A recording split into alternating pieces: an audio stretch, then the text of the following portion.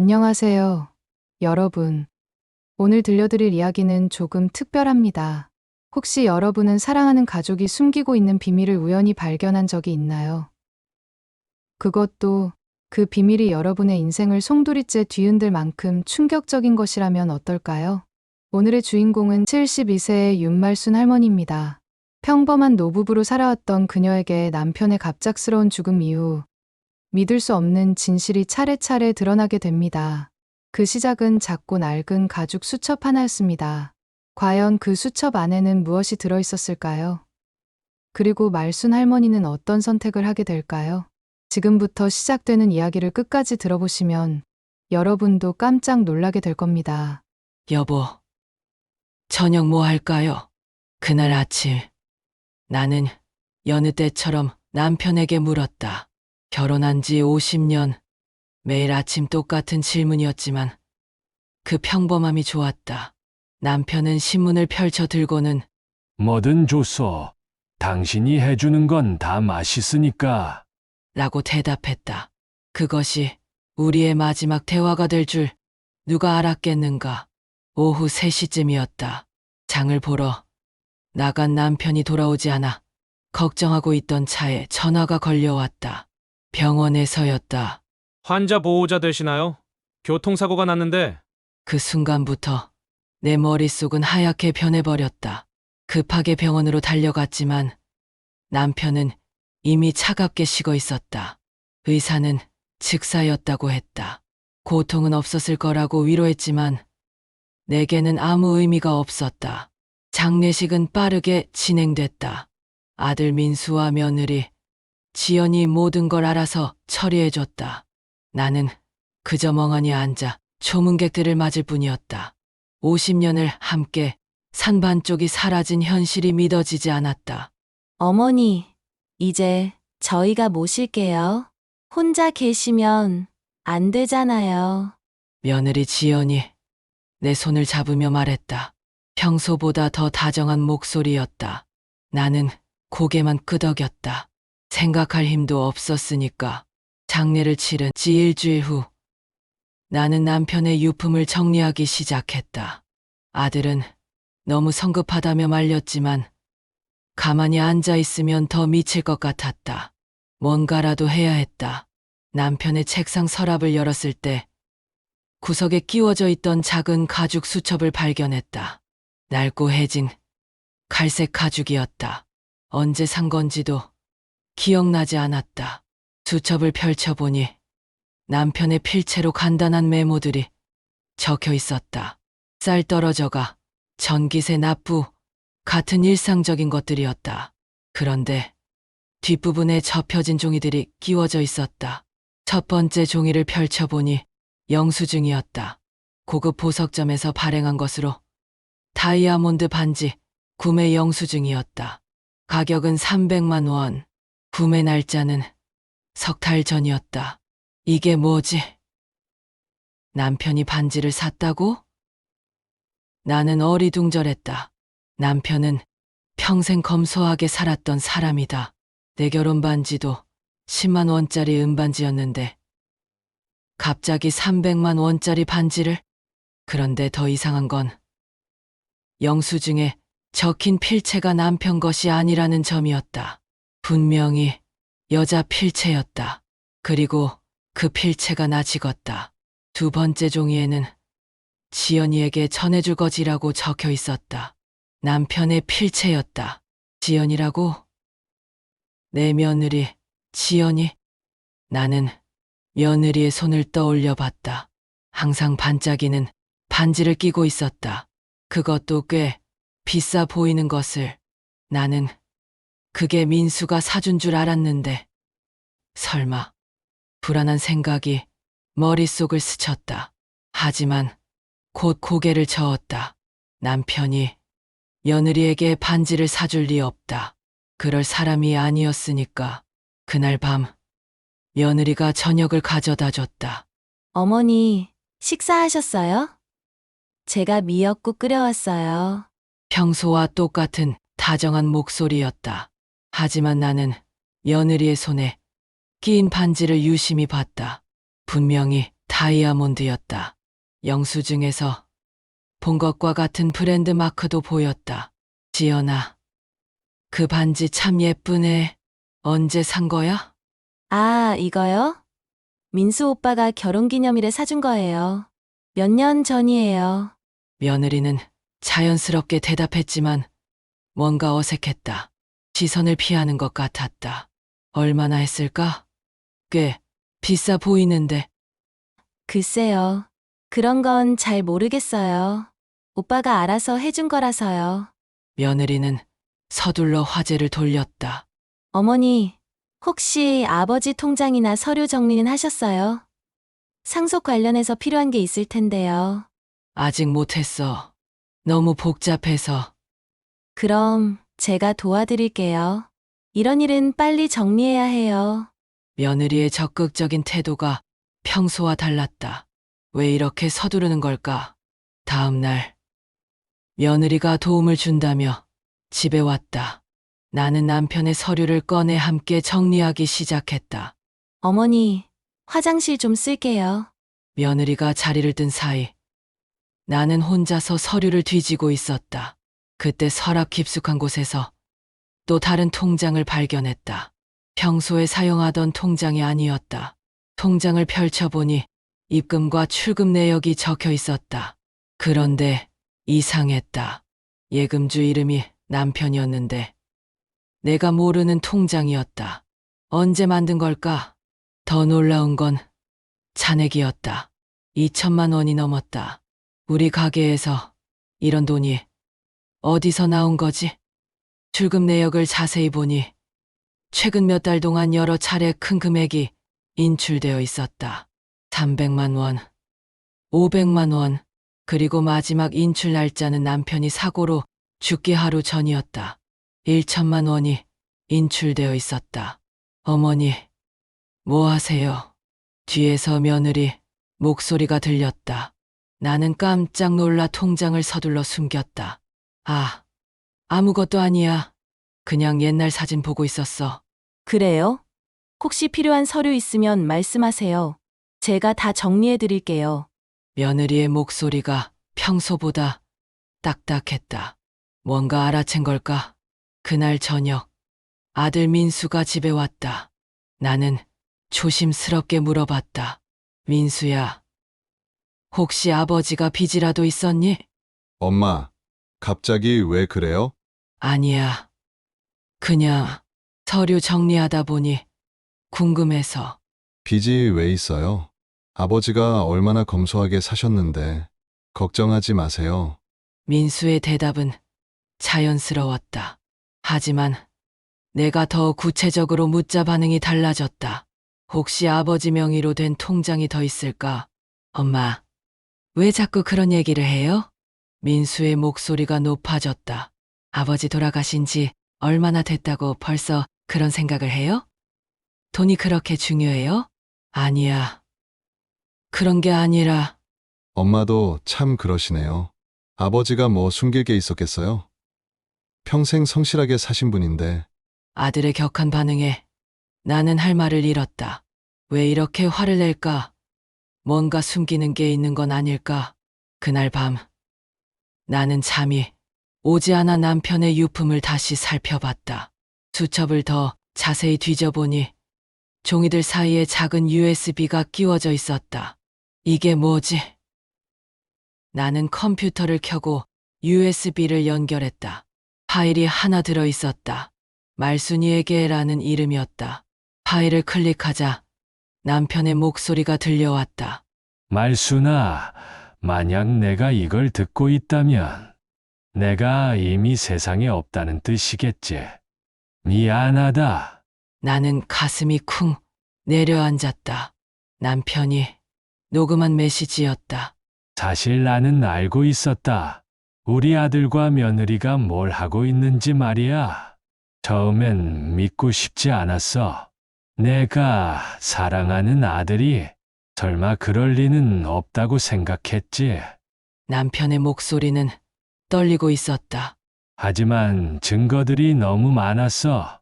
내 통장에서 돈이 빠져나가는 것도, 지연이가 비싼 물건들을 사는 것도. 그리고, 남편이 잠시 말을 멈췄다. 그리고 내가 죽으면 보험금을 받을 수 있다는 걸 안다는 것도. 나는 손으로 입을 막았다. 이럴 수가. 말순아, 나는 무서웠어. 정말 무서웠다. 내가 키운 아들이 내 등에 칼을 꽂으려 한다는 게. 하지만 증거는 다 모아놨어. 너만 찾을 수 있는 곳에. 녹음은 계속됐다. 내가 갑자기 사고로 죽는다면 그건 진짜 사고가 아닐 가능성이 높아. 말순아, 부탁이야. 진실을 밝혀줘. 내가 할 수 있는 유일한 사람이야. 나는 떨리는 손으로 USB에서 다른 파일들을 확인했다. 사진들과 녹취록들이 있었다. 사진들 중에는 며느리가 고급 레스토랑에서 다른 남자와 있는 모습도 있었다. 그리고 그 남자와 함께 보석점에 들어가는 모습도. 날짜는 남편이 반지를 샀다는 영수증과 같은 날이었다. 녹취록을 보니 더욱 충격적이었다. 아들과 며느리가 나누는 대화였다. 아버지가 언제까지 살 건지 모르겠어. 우리 계획이 틀어지면 어떡하지? 조금만 더 기다려. 통장에서 돈 다 빼낸 다음에 생각해보자. 보험금도 있잖아. 2천만 원이나. 쉿. 작게 말해. 어머니가 들으면 어떡해. 내 머릿속이 하얗게 변했다. 정말로 우리 아들이. 그때 문소리가 났다. 누군가 집에 들어오고 있었다. 어머니, 늦은 시간에 죄송해요. 며느리 목소리였다. 나는 서둘러 컴퓨터를 끄고 USB를 숨겼다. 지연아, 왜 이 늦은 시간에? 혹시 잠 못 주무실까 봐요. 불 켜져 있길래. 뭐 하고 계셨어요? 며느리가 내 방을 둘러봤다. 뭔가 의심스러워하는 눈치였다. 아무것도 안 했어. 그냥 잠이 안 와서. 네. 어머니, 혹시 아버지 유품 정리하시면서 이상한 거 발견하신 건 없죠? 나는 가슴이 뛰었지만 애써 침착하게 대답했다. 이상한 거라니? 아니에요. 그냥 아버지가 워낙 꼼꼼한 분이셨으니까 혹시 저희가 몰랐던 서류나 그런 게 있을까 해서요. 며느리의 눈이 나를 예리하게 바라봤다. 그 이후로 며느리와 아들의 방문이 잦아졌다. 표면적으로는 나를 돌보기 위해서였지만 실제로는 내가 뭘 발견했는지 확인하려는 것 같았다. 나는 아무것도 모르는 척했다. 평소처럼 며느리가 해주는 음식을 먹고 아들의 안부 인사를 받았다. 하지만 속으로는 계속 남편의 메시지를 생각했다. 진실을 밝혀달라고 했는데 어떻게 해야 할까? 경찰에 신고해야 할까? 하지만 확실한 증거가 있을까? 며칠 후 나는 용기를 내어 남편이 말한 증거들을 찾기 시작했다. 집안 구석구석을 뒤져봤다. 침실 옷장 깊숙한 곳에서 봉투 하나를 발견했다. 안에는 더 많은 사진들과 문서들이 들어있었다. 그리고 작은 녹음기도 있었다. 녹음기를 재생하니 아들과 며느리의 대화가 더 선명하게 들렸다. 아버지가 의심하고 있는 것 같아. 어제도 이상하게 쳐다보더라. 그럼 어떡하지? 우리가 한 일들이 들통나면. 들통나면 안 되지. 아버지가 없어져야 해. 내 손에서 녹음기가 떨어졌다. 나는 떨리는 마음으로 봉투의 나머지 내용들을 확인했다. 민수와 지연이가 내 남편의 보험을 알아본 기록, 교통사고가 난 길에 대한 정보, 그리고 그날의 CCTV 사진들도 있었다. 사진을 자세히 보니 사고 직전에 민수의 차가 그 근처에 있었던 것을 확인할 수 있었다. 우연일 수도 있지만 마지막에는 남편이 직접 쓴 편지가 있었다. 말순아, 내가 이 편지를 쓰고 있는 지금도 믿기가 어렵다. 내가 사랑하는 아들이 나를. 하지만 이제는 확신한다. 민수와 지연이는 내 돈을 노리고 있고 내 목숨까지 위협하고 있다. 나는 더 이상 참을 수 없어서 이들과 대화를 시도해봤다. 하지만 그들은 오히려 더 적극적으로 나서기 시작했어. 어제는 지연이가 내게 몸이 안 좋으신 것 같다며 수면제를 권했다. 다행히 먹지 않았지만 이제는 정말 위험하다고 느꼈어. 말순아, 만약 내가 갑작스럽게 죽는다면 이 모든 증거를 경찰에 제출해줘. 그리고 우리 아들을 용서하지 마. 부모로서 마지막 부탁이다. 나는 편지를 읽으며 눈물을 흘렸다. 남편이 얼마나 고통스러웠을까. 사랑하는 아들에게 배신당한다는 걸 알면서도 어떻게 할 수 없었던 그 심정이. 그날 밤 민수와 지연이 함께 집에 왔다. 어머니, 안녕하세요. 오늘 좀 중요한 얘기가 있어서 왔어요. 지연이의 목소리가 평소보다 진지했다. 무슨 얘기? 사실은 아버지께서 생전에 저희한테 하신 말씀이 있어요. 민수가 입을 열었다. 어머니를 모시고 살라고 하셨는데 저희가 아버지 유품 정리도 다 해드리고 앞으로 필요한 것들도 알아서 처리해드리려고요. 그래서 어머니 통장이나 서류 같은 것들을 저희가 관리하면 어떨까 해요. 어머니 혼자서는 복잡하실 테니까요. 나는 이들의 의도를 알 수 있었다. 내가 더 이상 증거를 찾지 못하도록, 그리고 남편의 재산을 완전히 손에 넣으려는 거였다. 고마운 얘기지만 아직은 내가 할 수 있어. 어머니, 하지만 나이가 있으시잖아요. 실수라도 하시면 실수. 나는 이들을 똑바로 바라봤다. 실수라는 게 뭘까? 혹시 너희들이 한 실수 말하는 거니? 순간 둘의 표정이 굳어졌다. 어머니, 무슨 말씀이세요? 아무 말도 아니야. 그냥 나는 아직 정신 멀쩡하다는 얘기지. 그날 밤 이들이 돌아간 후 나는 마지막 결심을 했다. 다음 날 아침 나는 남편이 남긴 모든 증거를 정리해서 큰 봉투에 넣었다. USB, 녹음기, 사진들, 편지, 그리고 비밀 통장까지. 그리고 택시를 타고 경찰서로 향했다. 신고하려고 왔습니다. 어떤 사건인지요? 제 남편이 제 아들에게 살해당했을 가능성이 있습니다. 경찰관은 놀란 표정을 지었다. 하지만 내가 준비해온 증거들을 보더니 진지하게 받아들였다. 일단 이 자료들을 검토해 보겠습니다. 며칠 시간이 필요할 것 같은데요. 얼마든지 기다리겠습니다. 집으로 돌아와서도 나는 평정심을 유지했다. 며느리가 점심을 가져다 줬을 때도, 아들이 안부를 물어봤을 때도 아무렇지 않게 대답했다. 하지만 마음속으로는 남편에게 말했다. 여보, 이제 안심해도 돼. 내가 약속대로 진실을 밝혔어. 일주일 후 경찰이 민수와 지연을 연행해 갔다. CCTV 분석 결과 남편의 사고는 단순 교통사고가 아니었다. 의도적으로 유발된 사고였다. 그리고 부검 결과 남편의 몸에서 수면제 성분이 검출됐다. 사고 전에 의식을 잃었을 가능성이 높다는 것이었다. 민수와 지연은 남편의 보험금 2천만 원과 재산을 노리고 계획적으로 범행을 저질렀다. 평소에 남편의 통장에서 돈을 빼가는 것으로는 만족하지 않고 결국 목숨까지 노린 것이었다. 재판에서 이들은 모든 혐의를 부인했지만 남편이 남긴 증거들은 완벽했다.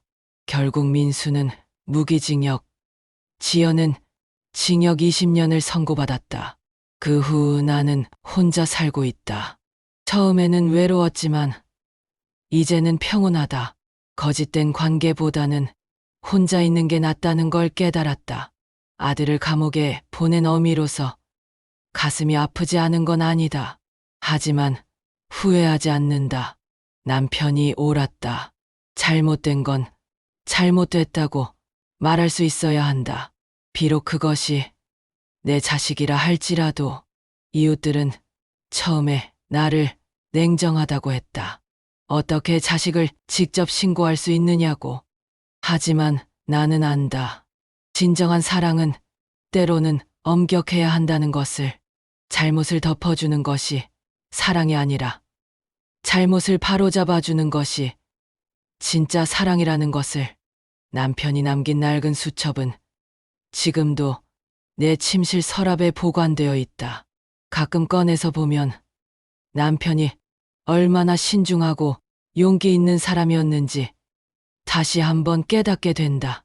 그 수첩 덕분에 진실이 밝혀졌고 남편의 억울함이 풀렸다. 그리고 나는 더 이상 거짓 속에서 살지 않아도 되게 됐다. 72세의 나이에 새로운 인생을 시작한다는 게 쉽지는 않다. 하지만 적어도 떳떳하게 살 수 있다. 남편 앞에서도, 나 자신 앞에서도. 요즘 나는 동네 복지관에서 노인들을 위한 상담 봉사를 하고 있다. 가족 문제로 고민하는 어르신들이 많다. 나는 그분들에게 말해준다. 가족이라고 해서 무조건 감싸고 돌아야 하는 건 아니에요. 때로는 단호해야 할 때도 있어요. 내 경험을 통해 배운 것이다. 사랑에는 여러 가지 형태가 있다는 것을, 때로는 냉정한 판단이 더 큰 사랑이 될 수 있다는 것을.